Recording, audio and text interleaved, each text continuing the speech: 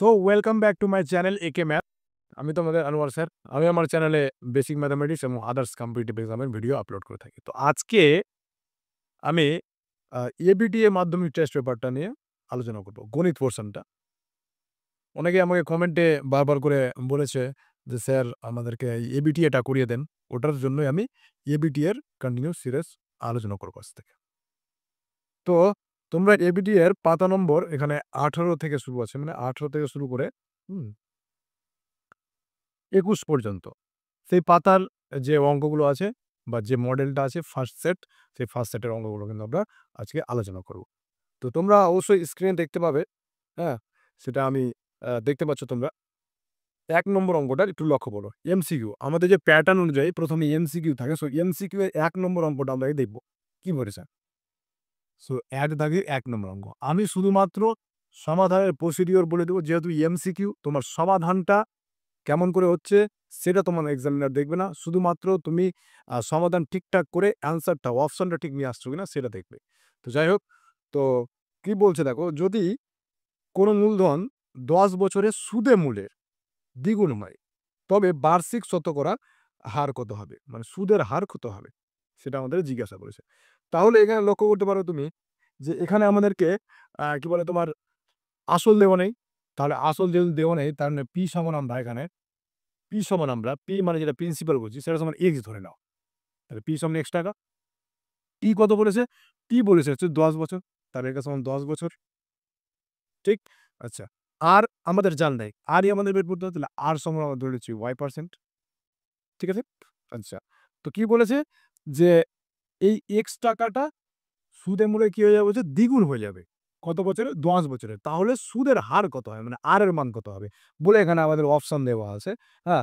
৫%, ১০%, ১৫%, ২০%। কোনটা হবে? লক্ষ্য করো একটু সময়। আমরা কি জানি? এখানে বলছে সুদে মূলে দ্বিগুণ হয়ে যাওয়া। সুদে মূল মানে বা সুদের মূলে দ্বিগুণ মানে সুদের মূলে দ্বিগুণ যদি বলতে যাই, এটা মানে হচ্ছে সুদ আসল অ্যাকচুয়ালি। এটা মানে আমরা বুঝবো হচ্ছে সুদ আসল। সুদ আসল। তাহলে কোনো টাকা আমি এক্স টাকা রেখেছিলাম। ১০ বছর পর সেই টাকাটা দ্বিগুণ হয়ে গেছে। তার মানে কত হয়ে যাবে? 2x টাকা হয়ে যাবে। ঠিক? তাহলে সুদ কত হবে এখানে?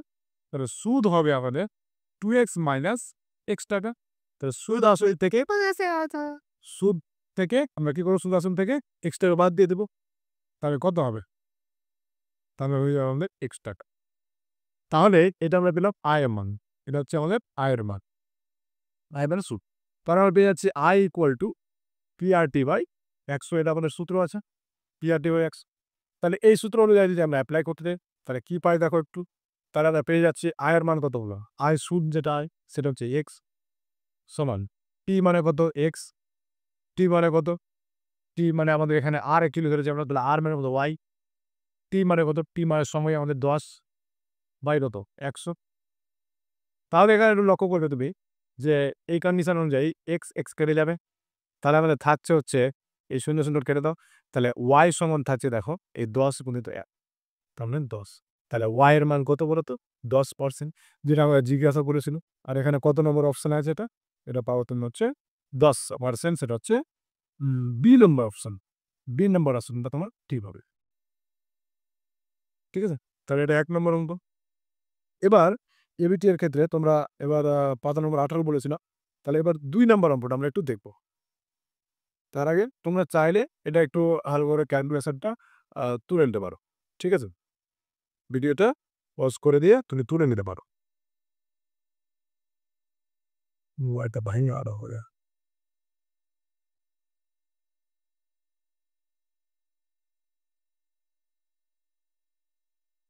হলো? আচ্ছা। এবার ২ নম্বরে একটা অঙ্ক আছে এমসিকিউ। কি বলেছে? বলছে ax স্কয়ার, একটু লক্ষ্য করো। ২ নম্বরে বলছে ax square plus bx plus c equal to 0।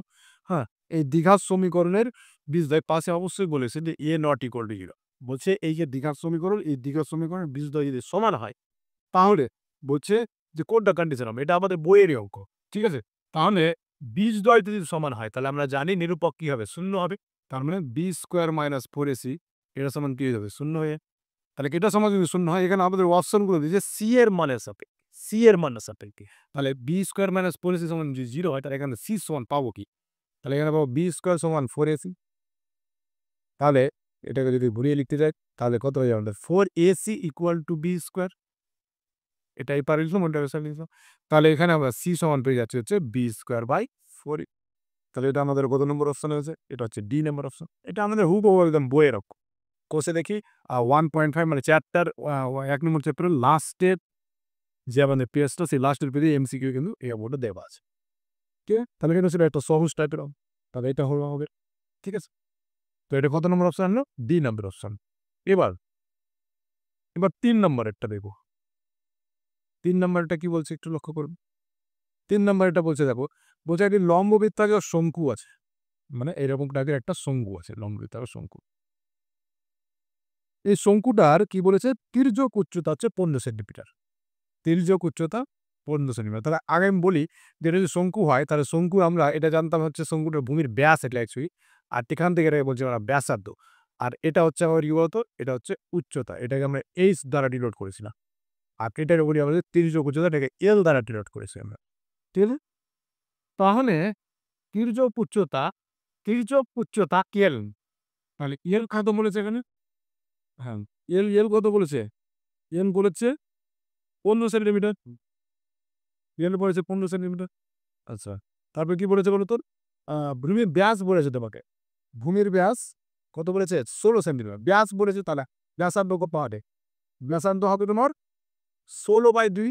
ব্যাস বলেছে, তাহলে 2 কে ভাগ করে দাও, তাহলে 8 সেন্টিমিটার। প্রশ্নে বলছে যে পার্শ্বতলের ক্ষেত্রফল কত হবে? তাহলে পার্শ্বতলের ক্ষেত্রফল, শঙ্কুর পার্শ্বতলের ক্ষেত্রফলের সূত্র কি হয়? অসংখ্য তোমাকে বলে দিয়েছে তো তোমার। শঙ্কুর পার্শ্বতলের ক্ষেত্রফলের সূত্র হয়, পার্শ্বতল যদি বলতে যাই তাহলে কত হয়? পার্শ্বতলের ক্ষেত্রফল হয় পাই আর এল। তাহলে পাই ইন্টু আর ইন্টু এল, এটা হয় সূত্র। এত বর্গ একক হয় অ্যাকচুয়ালি আমাদের। এখানে যে প্যাকেট দেওয়া আছে সেন্টিমিটার দেওয়া আছে। তাহলে আমরা ওই হিসাবে এখানে পাবো কত? পাই ইন্টু আর এর মানে রাখবো।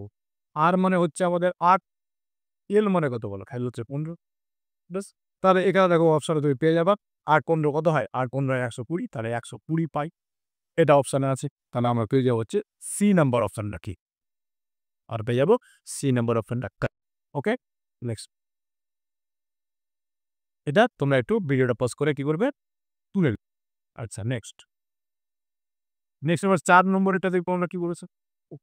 4 নম্বরেরটা বলছে দেখো যে ত্রিপটলির একটা অঙ্ক বলছে যে 2 cos 3 থিটা, 2 cos 3 থিটা এটা সমান 1 যদি হয়, তাহলে বলছে থিটার মান কত? অপশন দেওয়া আছে চারখানা। ঠিক আছে? তো 2 cos 3 থিটা সমান যদি 1 হয় তাহলে আমরা পাবো দেখো এখানে cos 3 থিটা সমান পেয়ে যাবো হচ্ছে 1/2।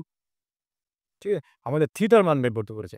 তাহলে এখানে তোমরা জানো যে cos 3 থিটা, আর যেহেতু cos দিয়ে আছে তার মানে cos কত ডিগ্রি কোণের মান হাফ হয় সেটা তোমাকে মনে রাখতে হবে। তাহলে cos 60 ডিগ্রি কোণের মান কত হয়? হাফ হয়। ঠিক আছে? আমরা কোর্সে দেখি 23.2 এর পরে যে চ্যাপ্টার টেস্ট সেখানে আমরা করেছি। তো যাই হোক, তাহলে cos 3 theta equal to cos 60 পেলাম। cos 2 সাইড থেকে কি হয়ে যায় বলতো? ইনভার্স হইলে, হ্যাঁ? যেটা আমরা মনে রাখার জন্য যেই অনেকে বলে যে কেটে যায়, কিন্তু কাটে না, অ্যাকচুয়ালি ইনভার্স হয়। আচ্ছা। তাহলে আবার পেয়ে যাই, তাহলে cos গুলো কি হলো? বাদ হয়ে গেল, মানে ইনভার্স হয়ে গেল। তাহলে থাকলো কে বলো? 3 থিটা। আর এখানে থাকলো কে বলো? 60 ডিগ্রি। তাহলে থিটা ইকুয়াল টু কত হয়ে যাবে? 60 ডিগ্রি বাই 2, সরি 3। তারপরে থিটা সমান পেয়ে যাবো আমরা কত? 20 ডিগ্রি। তাহলে থিটার মান পেয়ে গেলাম 20 ডিগ্রি। তাহলে কত নম্বর অপশন আছে? তাহলে আমাদের অপশনে আছে, এটা হচ্ছে সি নাম্বার অপশনে ঠিক হয়। 4 এর তাহলে কত হয়ে গেল? সি হয়ে গেল। পার করে আমরা আবার দেখছি। নেক্সট। তারপরে 5 নম্বর অঙ্কটা দেখব। এখানে টোটাল একটাকে 6টা উপও থাকে, আর 6টাই আমাদের কিন্তু করতে হয় এমসিকিউ। আচ্ছা। তো আ 5 নম্বরে যেটা বলেছে সেটা হচ্ছে যে ও কেন্দ্রীয় বৃত্ত আছে একটা। ছবিটা লক্ষ্য করলে যখনই জ্যামিতির প্রশ্ন হবে ছবি আমাদের অবশ্যই মাস্ট। ও কেন্দ্রীয় একটা বৃত্ত। এই বৃত্তের বহিস্থ একটা বিন্দু। কেন্দ্রটা হচ্ছে ও। এর বাইরে একটা বিন্দু আছে ধরো। হ্যাঁ? এই বিন্দুটা কি বলেছে? বহিস্থ একটা বিন্দু এ থেকে। তাহলে এই বিন্দুটার নাম হচ্ছে এ। ওকে? তাহলে এ বিন্দু থেকে বৃত্তের উপর অঙ্কিত স্পর্শক, এর উপরে একটা স্পর্শক এঁকেছি আমি। ঠিক আছে? অঙ্কিত স্পর্শক কি করেছে? বৃত্তটিকে বি বিন্দুতে ছেদ করে। তাহলে এই যে পয়েন্টের নাম এটা হচ্ছে বি। ঠিক আছে? দিয়ে বলছে স্পর্শ করেছে অ্যাকচুয়ালি। তাহলে যদি OB ইকুয়াল টু কত হয়? ৫ সেন্টিমিটার। OB মানে O এর সঙ্গে অবশ্যই B কে তারা যুক্ত করতে হবে। OB বলেছে কত? ৫ সেন্টিমিটার। তাহলে এটা হচ্ছে ৫ সেন্টিমিটার। আচ্ছা। তারপরে কি বলছে? OA সমান কত বলেছে? ১৩ সেন্টিমিটার। OA মানে এই ডিসট্যান্সটা। এটা হচ্ছে ১৩ সেন্টিমিটার। ঠিক আছে? দিয়ে বলছে যে AB র দৈর্ঘ্য কত হবে? AB মানে এই যে এই পোরশনটা। এই AB র দৈর্ঘ্য কত হবে সেটা আমাদেরকে বের করতে হবে খুঁজে। তো এটা খুবই সহজ একটা অঙ্ক। আমরা সবসময় একটা জিনিস জানি যে বহিঃস্থ কোনো বিন্দু থেকে যে স্পর্শকটা অঙ্কন করা হয় কোনো একটা বৃত্তের উপরে, তার মানে এখানে হচ্ছে AB স্পর্শক। তাহলে AB স্পর্শক আর এটা হচ্ছে কেন্দ্রবিন্দুগামী মানে ব্যাসার্ধ অ্যাকচুয়ালি, ঠিক আছে? স্পর্শ বিন্দুগামী ব্যাসার্ধ। আমাদের একটা উপপাদ্য ছিল এই চ্যাপ্টারে স্পর্শক সংক্রান্ত চ্যাপ্টারে যে আ কোনো একটা স্পর্শক এবং স্পর্শ বিন্দুগামী যে ব্যাসার্ধ তারা পরস্পর লম্ব হয়। তার মানে এই ছবি অনুযায়ী আমরা বলতে পারবো যে স্যার তাহলে OB পারপেন্ডিকুলার মানে OB লম্ব কার উপরে? AB র উপরে। তাহলে OB যদি AB র উপরে লম্ব হয় তার মানে এই যে কোণটা, এই কোণটা কত ডিগ্রি পাবো আমরা? ৯০ ডিগ্রি পাবো। আচ্ছা, তাহলে আমরা বলতে পারছি এখানে যে অতএব কোণ OBA এটা সমান কত হচ্ছে? ৯০ ডিগ্রি। ঠিক? তাহলে এটা যদি ৯০ ডিগ্রি হয় তাহলে আমাদের ত্রিভুজ AOB যেটা ত্রিভুজ AOB, এই AOB ত্রিভুজটা কি ধরনের ত্রিভুজ হয়ে যাবে? একটা সমকোণী ত্রিভুজ হয়ে যাবে। আর এটা যদি একটা সমকোণী ত্রিভুজ হয়, তাহলে আমরা এখানে পিথাগোরাসের উপপাদ্য এপ্লাই করতে পারবো। তার মানে EOB একটা সমকোণী ত্রিভুজ। তাহলে এই সময় আমি এখানে ভাষা অত লিখছি না। শুধুমাত্র বলছি কারণ আমাদের MCQ অঙ্ক। শুধু অপশন আমরা ঠিক খুঁজে বের করতে হবে। আর কনসেপ্ট লাগবে। কনসেপ্টটা আমি বোঝানোর চেষ্টা করছি। ওকে? সো EOB ত্রিভুজ EOB র ক্ষেত্রে আমরা পাবো একটা জিনিস সেটা হচ্ছে যে এখানে আমাদের দেখো আ ওয়ে যেটা, ওয়েটা হচ্ছে আমাদের অতিভুজ। কেন? কারণ ৯০ ডিগ্রি কোণের যে বিপরীত বাহু সেটাই অতিভুজ হয়। তাহলে এটা অতিভুজ। তাহলে অ্যাকচুয়ালি কি হবে? ওয়ে স্কয়ার অতিভুজ স্কয়ার পিথাগোরাসের উপপাদ্য অনুযায়ী। ওয়ে স্কয়ার সমান লম্ব স্কয়ার প্লাস ভূমি স্কয়ার। লম্ব কত বলো? OB তাহলে OB স্কয়ার প্লাস ভূমি কত বলো? ভূমি হচ্ছে AB স্কয়ার। আচ্ছা, তাহলে এই সেন্স অনুযায়ী আমাদের ওয়ে ভ্যালু কত বলেছে? ওয়ে ভ্যালু বলেছে ১৩ সেন্টিমিটার। তার ১৩ সেন্টিমিটার মানে কত হবে? ১৩ এর স্কয়ার। OB স্কয়ার, OB মানে কত বলো? OB মানে ৫ তাহলে ৫ এর স্কয়ার প্লাস AB এর মান জানি না আমরা। তাহলে AB স্কয়ার লিখে দিলাম। তাহলে এখানে একটু লক্ষ্য করো পাওয়া হচ্ছে ১৬৯। ঠিক আছে? এটা ১৬৯ সমান ২৫ প্লাস AB স্কয়ার। ওকে? তাহলে এরপরে আমরা এখানে AB ভ্যালু যদি বের করতে যাই তাহলে দেখো AB স্কয়ার সমান আমরা বলতে পারবো ১৬৯ মাইনাস ২৫। তাহলে AB সমান কত হয়ে যাবে? AB সমান লক্ষ্য করো এই স্কয়ারটা ওই পারে চলে যাবে। তাহলে ১৬৯ থেকে ২৫ বাদ দিলে কত হয়? ১৪৪ হয়। তাহলে AB সমান কত পেয়ে গেলাম? √১৪৪ আর √১৪৪ মানে কত হয়? ১২। তাহলে আমাদের প্রশ্নে কার মান চেয়েছিল? প্রশ্নে তো বলেছিল যে AB র দৈর্ঘ্য কত হবে? দিয়ে এখানে AB র দৈর্ঘ্য কত হবে? D নাম্বার অপশনে আছে। তাহলে ৫ এর A নাম্বার অপশনটা হবে ১২ সেন্টিমিটার। এটা হবে আমাদের সঠিক উত্তর। তাহলে ৫ এর কত নম্বর অপশন ঠিক হলো? ৫ এরটা হলো A নাম্বার অপশন। ওকে? এরপরে, এরপরে যেটা আমরা করব সেটা হচ্ছে ৬ নম্বরের অঙ্কটা। ঠিক আছে? তো তোমরা দেখো একটু ৬ নম্বর অঙ্কটা এরপরে আমি বলছি। তাহলে ৬ নম্বর অঙ্কটা একটু দেখো। ৬ নম্বর অঙ্কটা কি বলেছে? বলছে ৩০, ৩৪, ৩৫, ৩৬, ৩৭ এরকম করে বলছে। ওকে? হ্যাঁ, ৩৮, ৩৯ ব্যাস এই পর্যন্ত করেছে। বলছে এই যে তথ্যটা আছে এই তথ্যগুলি থেকে যদি ৩৫ বাদ দেওয়া হয় তাহলে মধ্যমা বৃদ্ধি পাবে। এটা একদম বইয়ের হুবহু। তাহলে কেমন দেখো, এই যে তথ্যগুলো, এই তথ্যগুলোর মধ্যমা ১ম এ তোমাকে বের করতে হবে। মানে ইনক্লুডিং ৩৫ এই ৩৫ ধরে নিয়ে আমরা একবার মধ্যমা বের করব কত হয়? তাহলে মধ্যমার সূত্র আমাদের কি হয় দেখো। মধ্যমার সূত্র তোমরা জানো যে যতটা টার্ম থাকবে সেটা আমরা আগে গুনবো। তাহলে কয়টা আছে? ১, ২, ৩, ৪, ৫, ৬, ৭, ৭ টা টার্ম। তাহলে ৭ টা কি? ৭ টা হচ্ছে আমাদের ৭ টা টার্ম। তাহলে একটু আমি সূত্রটা বলার চেষ্টা করছি। ৭ তাহলে ৭ টা কি বলো আমাদের? অযুগ্ম। তাহলে অযুগ্ম যদি হয় তথ্য যেটা দেওয়া থাকবে সেটা যদি অযুগ্ম হয়, তাহলে আমাদের মধ্যমার সূত্রটা কি হয়ে যাবে? মধ্যমার সূত্র হয়ে যাবে আমাদের n+1/2 মানে n বলতে এখানে কত? নাম্বার অফ টার্মস এখানে কোনটা? n subtract. তাহলে এই ক্ষেত্রে আমাদের মানে যদি আমাদের n যদি ধরে নিতাম তাহলে n যদি হতো আমাদের নাম্বার অফ টার্মস তাহলে মধ্যমা হতো আর n যদি অযুগ্ম হতো তাহলে মধ্যমা হতো n+1/2 এততম পদটা। এততম পদ যেটা থাকবে সেটাই মধ্যমা হবে। তাহলে রে বাবা এখানে আমাদের n এর মান কত? কটা টার্ম আছে? নাম্বার অফ টার্ম কত আছে? ৭ টা আছে। তো ৭ টা দি অযুগ্ম সংখ্যা। তাহলে অযুগ্ম সংখ্যা যদি ধরে তাহলে মধ্যমা কি হবে? 7 + 1/2 এততম পদ যেটা সেটাই মধ্যমা হবে। তাহলে 7 + 1/2 মানে 8/2, 8/2 মানে হলো ৪। তাহলে ৪ তম পদ বা চতুর্থ পদ বলতে পারো কোনো অসুবিধা নেই। তাহলে ৪ নম্বর পদ কত? ১, ২, ৩, ৪ তাহলে কত বলুন? ৪ নম্বরে কে পড়ছে? ১, ২, ৩, ৪ ৩৬ তাহলে মধ্যমা কত? ৩৬ এবার এবার প্রশ্নে ওরা বলছে যে, "না, তুমি এই ৩৫ টাকে বাদ দিয়ে দাও। তাহলে তাহলে মধ্যমা কত? বৃদ্ধি পাবে।" তাহলে এই ৩৫ টা যদি বাদ দিতে যাও তুমি, তাহলে কি হবে দেখো? এই ৩৫ টা বাদ চলে গেল। তখন আমরা এবার ক্যালকুলেশন করব ৩৫ কে ছাড়া। তাহলে বলো তো আমাকে একটু যে ৩৫ কে যখন বাদ দিয়ে দিলাম, তখন নাম্বার অফ টার্মস কতটা হলো? কয়টা টার্ম থাকবে এখানে? ৩৫ এ যখন বাদ দিয়ে দিলাম তখন টার্ম থাকলো হচ্ছে আমাদের ৬ টা। ৭ টা ছিল একটা টার্ম বাদ হয়ে গেল মানে ৬ টা। তাহলে এই ক্ষেত্রে যখন ৩৫ কে বাদ দিচ্ছি তখন n এর মান কত? n এর মান হচ্ছে ৬। ৬ টা কি আবার যুগ্ম? তো আমরা জানি যে যখন যুগ্ম হয় তখন আবার মধ্যমার সূত্র আলাদা হয়। যখন যুগ্ম হয় তখন মধ্যমার সূত্র কি হয়? তখন সূত্রটা হয় এরকম যে n/2 তম পদ n/2 তম পদ প্লাস n/2 প্লাস 1 এততম পদ। এদের দুটোকে যোগ করে কত দিয়ে ভাগ? ২ দিয়ে ভাগ। ঠিক আছে? এখানে n যেটা, এখানে n কত বলো তো? এখানে n মানে ৬ তাহলে ৬ টা যুগ্ম। তাহলে কি হবে? n/2 তম পদ মানে 6/2 তম পদ। লক্ষ্য করো 6/2 তম পদ। যুগ্ম থাকলে এই সূত্রটা একটা প্লাস 6/2 প্লাস 1 এততম পদ। এই দুটো পদকে আমরা কি করব? যোগ করব, যোগ করে ২ দিয়ে ভাগ। তাহলে 6 এখানে কত হবে? ৩ পদ, ৩ নম্বর পদ। তাহলে তৃতীয় পদ। এখানে তম লিখছে ওটা না ম্যাটার করে না। ওকে? আর এখানে কত হয় বলো? ৩ মানে এখানে ৩ এর সঙ্গে ১ যোগ হয়ে যাবে মানে ৪ তাহলে ৪ তম পদ। /2 তাহলে ৩ নম্বর পদ কত? ১, ২, ৩ এটা তো মিল। তাহলে ৩ নম্বর পদ কত? ৩৬ ৪ নম্বর পদ কত? ৩৭/২ ওকে? তাহলে কত হচ্ছে আমাদের? ৩৭ যোগ কত?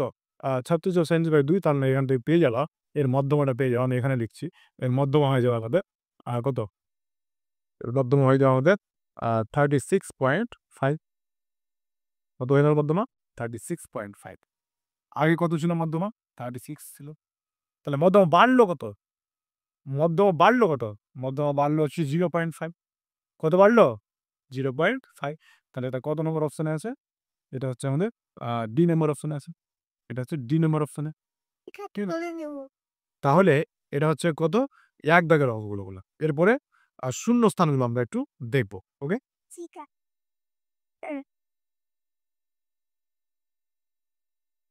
এরপরে শূন্য স্থানগুলো দেখব আমরা এক থেকে। ঠিক আছে? আমি জাস্ট এগুলো রাশ ক্যালকুলেশন করছি। শুধুমাত্র অ্যান্সারটাকে নিয়ে আসার জন্য। ঠিক আছে? ২ মার্কের যদি এভাবে করে পড়ে আবার সুন্দর করে লিখে করতে হয় তোমাকে। ওকে? তার জন্য কি করতে হয় সেটা আমরা দেখব। ঠিক? আচ্ছা। শূন্যস্থান পূরণ। হুম। শূন্যস্থান পূরণ করব। এখানে যেকোনো ৫ টা করে দেওয়া আছে। মানে তোমার টোটাল ৬ টা দেওয়া থাকবে। ওর মধ্যে ৫ টা করতে হবে। পরীক্ষাতে তোমাকে ৫ টা করতে হবে। ওকে। তাহলে ১ নম্বরে যে অঙ্কটা দেওয়া আছে সেটা আমরা পড়ি। শুনুন। কি বলছে?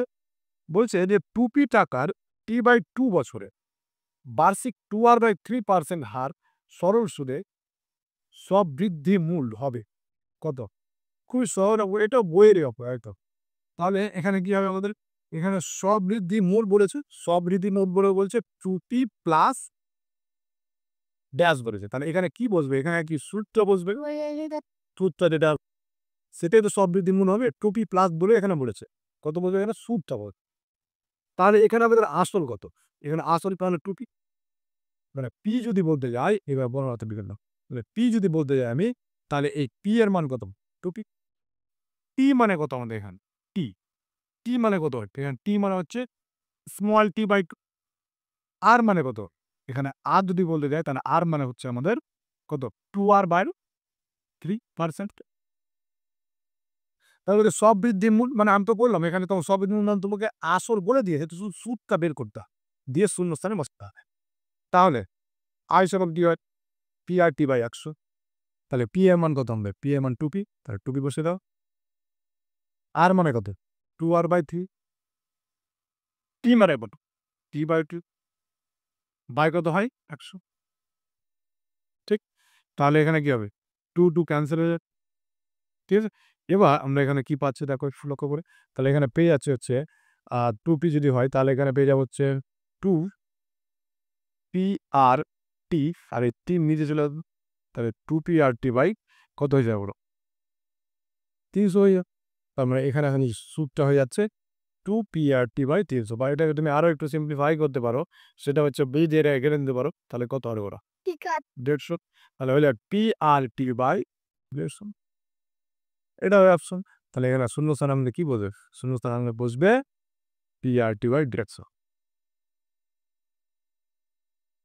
p/t by 150। ওকে, তাহলে এটা হচ্ছে আমাদের ঘটনা,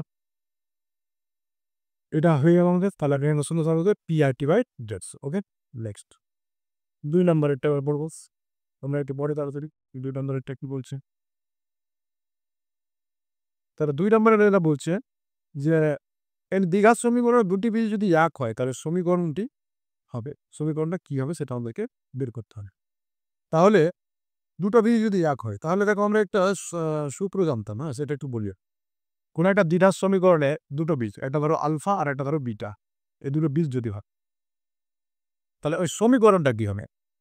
তার সূত্র কি ছিল? তার সূত্র ছিল এক্স স্কোয়ার মাইনাস যে দুটো বীজ তোমাকে বলে দেওয়া হয়েছে ওদেরকে যোগ করো, মানে alpha plus beta or X plus alpha beta equal to 0। এটা হচ্ছে সেই সমীকরণটা, দ্বিঘাত সমীকরণটা। ওকে, তো এবার কথা হচ্ছে যে এই হচ্ছে সেই সমীকরণ আমাদের দ্বিঘাত সমীকরণটা। তো এখানে আমাদের প্রশ্নে বলছে দুটা বীজই 1, তার মানে আলফা 1, তার মানে বিটা 1। তাহলে সমীকরণটা কি হবে? এক্স স্কোয়ার, এই সূত্র অনুযায়ী আমাদের X square minus alpha plus beta, তার মানে কি 1 plus 1 of X plus alpha beta মানে কি আলফা ইন্টু বিটা, তার মানে কি হবে 1 ইন্টু 1 ইকুয়াল টু 0। তাহলে পেয়ে যাচ্ছে x square minus 2x plus 1 equal to 0। তাহলে এটা হচ্ছে আমাদের সেই দ্বিঘাত সমীকরণ। ঠিক আছে, আর এটাই আমাদের শূন্যস্থানে বসবে। ঠিক, আচ্ছা, তারপরে 3 নম্বরেরটা।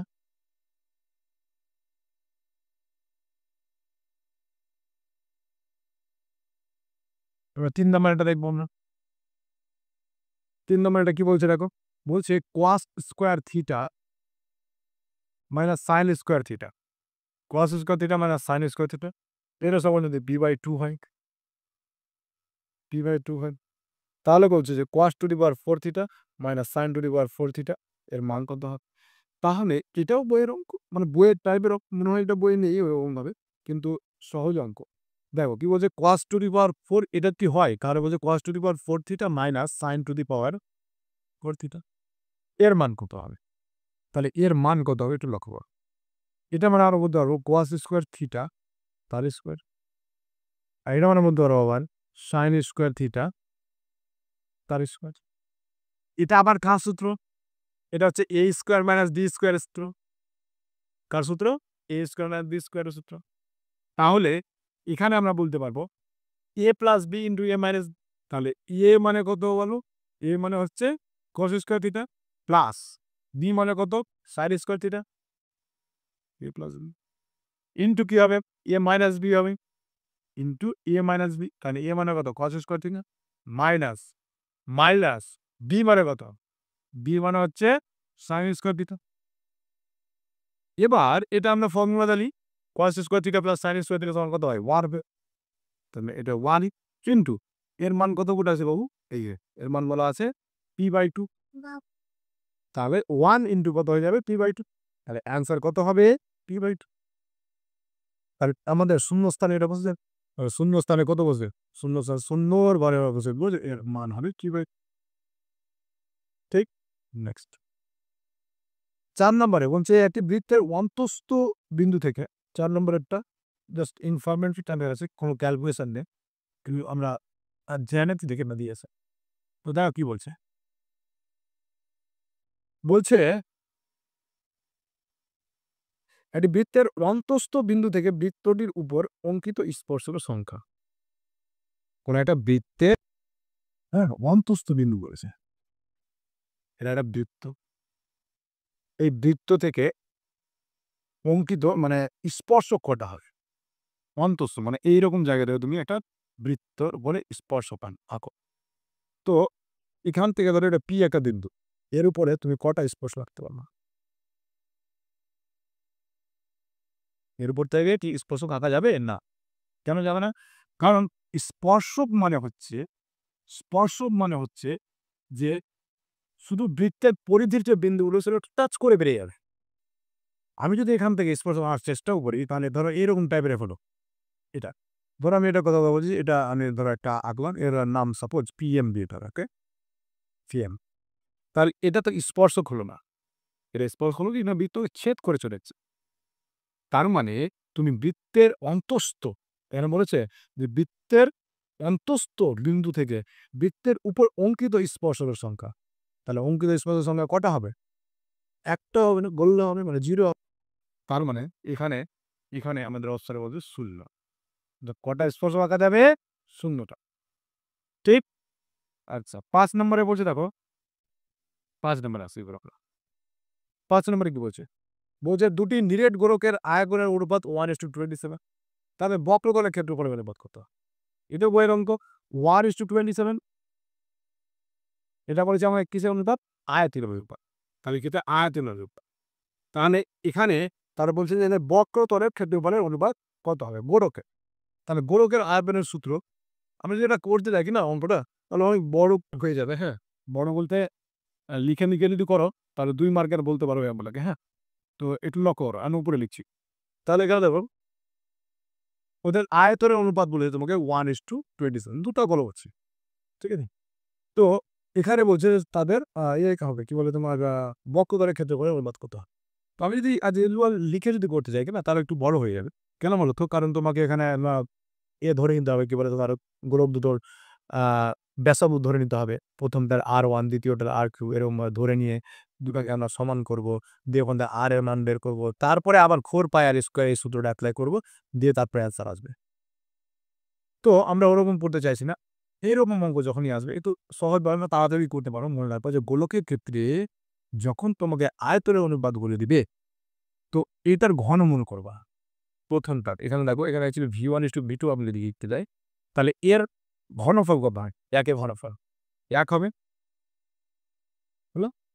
ইস টু ২৭ এর ঘনফল কত হবে? ২৭ এর ঘনফল হবে ৩। ঘনফল মানে আমরা জানি যে ২৭। ৩-৯ ২৭, ৩-৩ ৯, ৩-৩ ৯। তাহলে ঘনফল বের করুন। আমরা বর্গমূলে কি করি? বর্গমূলে করি হচ্ছে দুটো থেকে একটা আমি বাইরে। আর এখানে ২৭ এর মান ৩ গুণিত ৩ গুণিত ৩, তাহলে ৩টা ৩ থেকে ১ চিহ্ন পেয়ে গেল। তার মানে ২৭ এর ঘনমূল কত হয়ে গেল? ৩ হয়ে গেল। আচ্ছা। তার মানে আমরা এখানে যে কি পেলাম বলতো? V1:V2 থেকে আমরা পেয়ে গেলাম R1:R। আর ঠিক আছে? মানে এটা হচ্ছে ব্যাসার্ধের অনুপাত শিখলাম। এবার আমাদের বলছে কি? বক্রতলের ক্ষেত্রফলের অনুপাত। তাহলে বক্রতলের ক্ষেত্রফলের অনুপাতের সূত্র কি হয়? আমরা জানি সূত্র 4πr²। তার মানে আমরা বুঝতে পারছি যে ব্যাসার্ধের স্কোয়ারের ওই যে দুটো ব্যাসার্ধের স্কোয়ারের অনুপাত করলে আমরা বক্রতলের ক্ষেত্রফলের অনুপাত পেয়ে যান। কেন বল কি? কারণ 4π টার্মটা কেটে যাবে। তাই না? এটা 4πr1² যদি করতে যাই 4πr2², তাহলে R2² যদি করি তাহলে এখানে দেখো 4π কেটে যাবে। তাহলে আলটিমেট 5 হবে কি? R1² তাহলে R1² মানে 1, 1 এর স্কোয়ার কত হবে? 1 3 এর স্কোয়ার কত হবে? 9, তাহলে কত হচ্ছে? 1:9, তাহলে আমাদের এটা অপশন হবে 1:9, শূন্য স্থানে আবার বসিয়ে দিব 1:9, ঠিক? এটা হলো। তারপরে কি বলছে দেখো ৬ নম্বরে গড়, মধ্যমা ও সংখ্যাগুরু মান হলো ড্যাশ প্রবণতার মাপক। এটা হচ্ছে আমাদের কেন্দ্রীয় প্রবণতার মাপক। এটা বললাম। তাহলে ৬ নম্বরে আমরা পেয়ে যাচ্ছি হচ্ছে আ কেন্দ্রীয় প্রবণতার মাপক। তাহলে শূন্যস্থানে ৬ নম্বরে কি বসবে? বসবে হচ্ছে কেন্দ্রীয় প্রবণতার মাপক। মাপক। ঠিক আছে? এটা হলো। তারপরে এবার আমরা সত্য মিথ্যাগুলো একটু দেখি। দেখো তো বন্ধুগণ। তাহলে এবার সত্য মিথ্যাগুলো দেখো। যেমন কি বলেছে? একটা যৌথ ব্যবসায় এর মূলধন, যে একটা লোক আছে সে এর মূলধন বলা আছে ৳১২০০ এবং যে লোকটা ওর লাভ্যাংশ বলা আছে ৳১৮০। এবার মোট লাভ হয়েছে তোমাকে বলে দিয়েছে যে ব্যবসাটাতে মোট লাভ হয়েছে ৳৩০০। তারা বলছে যে বি এর মূলধনের পরিমাণ হবে নাকি ৳৮০০, হ্যাঁ, ৳৮০০। তাহলে এখানে আমার একটা কথা বলো যে বি যে লোকটা আছে, সেই বি লোকটার এটা তো লাভ বললাম আমি, এটা লাভ। আর এটা হচ্ছে মূলধন, ওকে? এটা ইয়ে। এবার এবার বি যে লোকটা আছে, সেই বি লোকটার ক্ষেত্রে যদি আমরা বলতে যাই তাহলে মোট লাভ ৳৩০০, লাভ করে নিয়েছে কত? ৳১৮০। তাহলে বলো তো আমাকে যে এখানে বি এর লাভ কত থাকলো? তাহলে বি এর লাভ থাকে তাহলে কত? ১৮০ মানে ৩০০ থেকে ১৮০ বাদ তাহলে কত হবে? ৳১২০ হবে। ৳১২০। আচ্ছা। প্রশ্নে বলছে যে এখানে এই মূলধন হবে কত টাকা বলছে? যে ৳৮০০। তো আমরা মূলধন ধরে নিচ্ছি। এটার মূলধন ধরে নিলাম এক্সটা। তো আমরা শর্তানুসারে বা এট দ্য গিভেন কন্ডিশন আমরা বলতে পারি, কি বলতো? যে মূলধনের অনুপাত আর লাভের অনুপাত কি হবে? লাভ-ও-জমানির অনুপাত কি হবে? সমান হবে। তাহলে মূলধনের অনুপাত মানে ১২০০ * x সমান ১৮০ কত হয়ে যাবে তাহলে? ১২০ এবার আমরা এখানে ক্যালকুলেশন করব। তাহলে দেখো কত হচ্ছে? ১২০০/x সমান ১৮০/১২০। এই ০, ০ কেটে দাও। ৬ × ৩ = ১৮, ৬ × ২ = ১২। তাহলে এখানে হচ্ছে দেখো 3x 3x সমান ১২০০ গুণিত ২। এই ৩ টা ওই পারে চলে যাবে। তার মানে আমাদের আল্টিমেটলি যেটা থাকবে সেটা হচ্ছে যে x সমান হবে আমাদের কত হবে? ১২০০ গুণিত ২/৩ তাহলে ৩ ৪০০ তাহলে x সমান হয়ে যাবে ৪০০ গুণিত ২ মানে কত হচ্ছে ৮০০। তাহলে x এর মান কত? ৮০০। তার মানে x মান হচ্ছে ৮০০। তাহলে ওরা প্রশ্নে ওটা ঠিকই বলেছে তাহলে। তাহলে কত হবে b এর মূলধন? b এর মূলধন ৳৮০০ হবে। ঠিক আছে? আচ্ছা, এবার ২ নম্বরের অঙ্কটা দেখি। সত্য মিথ্যা। তাহলে এটা কি হবে? এটা আমাদের ৩ এর ১ নম্বর যদি বলতে যাই তাহলে এটা আমাদের অবশ্যই এটা সত্য হলো। সত্য। ঠিক আছে? ব্যাস। এটা আমাদের সত্য হলো। আচ্ছা, নেক্সট। এবার, এবার, এবার, এবার হচ্ছে ২ নম্বর। ২ নম্বরের সত্য মিথ্যা কি বলছে দেখো।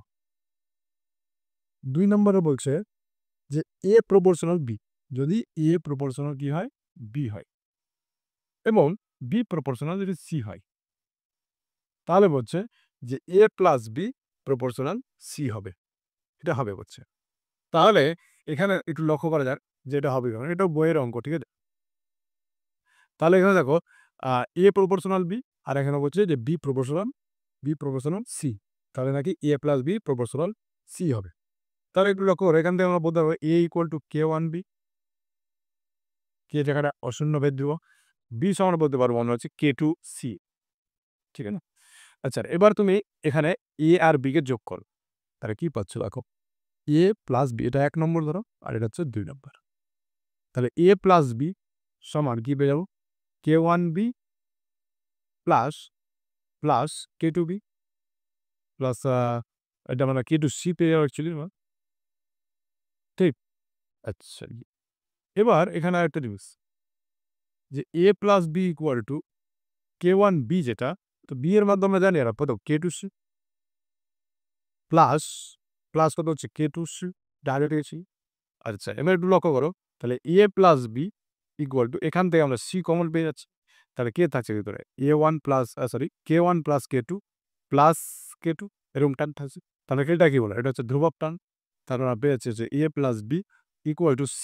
এটা নতুন একটা ধ্রুবক টার্ম হচ্ছে যেটা হচ্ছে ক্যাপিটাল K। তার মানে A প্লাস B এটা প্রপোর্শনাল হচ্ছে কার সঙ্গে? না C এর সঙ্গে। তাহলে এটাই হচ্ছে আমাদের উত্তর। তাহলে এটাও ঠিকই বলেছে। তাহলে এটা আমাদের সত্য হবে এটাও। 2 নাম্বার এটা কি হবে? সত্যই হবে। কি হবে? সত্য। এবার 3 নাম্বার। এবার ৩ নম্বরে টানা করো। ৩ নম্বরে কি বলেছে দেখ, বলছে যে ওয়ার্ধবৃত্ত, এটা তো একদম সিম্পল জিনিস। ওয়ার্ধবৃত্ত অপেক্ষা বৃহত্তর বৃত্তাংশ কোণ স্থূলকোণ। এটা বলেছে। তাহলে ওয়ার্ধবৃত্ত অপেক্ষা বৃহত্তর বৃত্তাংশ কোণ স্থূলকোণ হবে না, সূক্ষ্মকোণ হবে। এটা আমাদের একটা প্রয়োগ আছে আ ৭ নম্বর চ্যাপ্টারের। সেই ৭ নম্বর চ্যাপ্টারের প্রয়োগের একটা স্টেটমেন্ট দেওয়া আছে। ঠিক আছে? তো এটা আমাদের মিথ্যা হবে ৩ নম্বরেরটা। হুম? ৩ নম্বরেরটা হবে মানে মিথ্যা। ওকে? ব্যাস। কেন? এখানে তোমার ওয়ার্ধবৃত্ত রেখা বৃহত্তর বৃত্তাংশ যে কোণটা হয় সেটা স্থূলকোণ হয় না, এটা হয় সূক্ষ্মকোণ। ওকে? নেক্সট ৪ নম্বরের ডেল্টা হবে। ৪ নম্বরে বলছে একটা ত্রিভুজের ৩ টি বাহুর দৈর্ঘ্য। কোনো একটা ত্রিভুজ আছে, ৩ টা বাহু দৈর্ঘ্য বলে দিচ্ছে। একটা বলছে sin থিটা, একটা বলছে cos থিটা, আর একটা বলছে 1 sin থিটা cos থিটা 1 বলে ত্রিভুজটি একটি সমকোণী ত্রিভুজ হবে একটি। তাহলে দেখা যাক সমকোণী ত্রিভুজ হচ্ছে কি হচ্ছে না। আমরা জানি আমরা জানি যে সমকোণী ত্রিভুজ যদি হতে হয়, সমকোণী ত্রিভুজ যদি হতে হয় তাহলে কি হয়? তাহলে আমাদের ত্রিভুজটির ৩ টি বাহুর মধ্যে ২ টি বাহুর বর্গের সমষ্টি অন্য আরেকটা বাহুর বর্গের সমষ্টির সঙ্গে সমান হয়। এটা আমরা জানি। তাহলে আমরা এখানে বলতে পারবো cos স্কয়ার থিটা প্লাস এই যে এটা বাহুর দৈর্ঘ্য প্লাস আরেকটা বাহু নাও তাহলে sin স্কয়ার থিটা, তাই না? এই যে cos স্কয়ার থিটা একটা ওর বর্গ, আবার sin থিটা তাহলে ওর বর্গ। এই দুটার বর্গ ৩ নাম্বার বাহুটার বর্গের সঙ্গে সমান হবে বলছো। তাহলে আমরা এটা তো জানি যে cos square theta plus sin square theta এর মান কত হয়? এর মান হয় ১। ঠিক আছে? তার মানে এই যে দুটো বাহু এদের বর্গের যোগফল কার সঙ্গে সমান পেলাম? ১ এর সঙ্গে সমান পেলাম। এবার ৩ নম্বর বাহু যেটা সেটা কত হচ্ছে? 1 আছে। তাহলে ওরও বর্গ করে দেখো তাহলে 1 এর স্কয়ার কত হয় আমার? 1 হোক। তাহলে কি পেলাম? যে দুটি বাহুর বর্গের সমষ্টির মান ৩য় বাহু বর্গের সঙ্গে সমান হয়ে গেল। তার মানে এটা অবশ্যই কি ত্রিভুজ হবে? এটা অবশ্যই আমাদের একটা সমকোণী ত্রিভুজ হবে। সমকোণী ত্রিভুজ। ওকে? সমকোণী ত্রিভুজ। তারপরে ৫ নম্বরে ঠিক বলছি দেখো। বলছে কোন গোলকের ব্যাসার্ধ দ্বিগুণ করলে তার আয়তন নাকি দ্বিগুণ হয়। গোলকের ব্যাসার্ধ যদি দ্বিগুণ হয়, গোলকের আচ্ছা এবার গোলকের ব্যাসার্ধ হচ্ছে যদি দ্বিগুণ হয়, ব্যাসার্ধকে নাকি তুমি দ্বিগুণ করে দাও, তো বলছে আয়তনও নাকি দ্বিগুণ হয়ে যাবে। তাহলে গোলকের ব্যাসার্ধ আমি যদি ধরে নিই এটা কত নম্বর হবে বলতে দেখো? এটা হচ্ছে আমাদের ৫ নম্বর অঙ্ক। ব্যাসার্ধ r ধরে নাও, তাহলে আয়তন কত হবে গোলকটার? 4/3 পাই আর কিউব হয়ে যাবে। ঠিক আছে? আচ্ছা, তাহলে এটা হচ্ছে আয়তন। এবার বলছি ব্যাসার্ধকে দ্বিগুণ করে দাও। তাহলে ব্যাসার্ধ এবার কত হবে? 2r হয়ে যাবে। হয়ে যাবে না? 2r তাহলে এই অনুযায়ী আমাদের এবার আয়তন এটা ধরো v1 মেপবো আমরা আয়নের ক্ষেত্রে। ওকে? এবার v2 যদি বদলাই মানে সেকেন্ড ক্ষেত্রে যে আয়তনটা পাবো আমরা v2 এটা হচ্ছে 4/3 পাই r কিউব। তাহলে r মানে কত বড়? r মানে দেখো 2r ধরে 2r তাহলে কি? তাহলে হবে যে 4/3 পাই ইনটু 8r কিউব। তার মানে এখানে পেয়ে যাচ্ছি দেখো আফ ৮ এই যে ৮ টা না এটা সামনে লিখো। লিখলাম। ওকে? থাকলো কে? 4/3 থাকলো, পাই থাকলো, r কিউব থাকলো। এই যে টার্মটা থাকলো, এই টার্মটা মানে কি v1 তাহলে 8 ইনটু শুধু এরকম v1 তাহলে আগের আয়তনের কত গুণ হলো এই v2 টা? মানে আমি আল্টিমেটলি পেলাম কি v2 সমান কি পেলাম? 8 ইনটু v1 v2 সমান পেলাম v2 সমান পেলাম 8 ইনটু v1 এটা পেলাম। তাহলে আগের আয়তনে কি দ্বিগুণ হচ্ছে না ৮ গুণ হচ্ছে? ৮ গুণ হচ্ছে। এখানে কি বলছে প্রশ্নে? যে বলছে যে নাকি সেটা আয়তনটাও নাকি দ্বিগুণ হয়ে যাবে। দ্বিগুণ হবে। কত হবে? ৮ গুণ হবে। তাহলে এটা ৫ নম্বরের যেটা স্টেটমেন্ট সেটা হয়ে যাবে মিথ্যা। হলো? এবার ৬ নম্বরেরটা আমরা দেখব।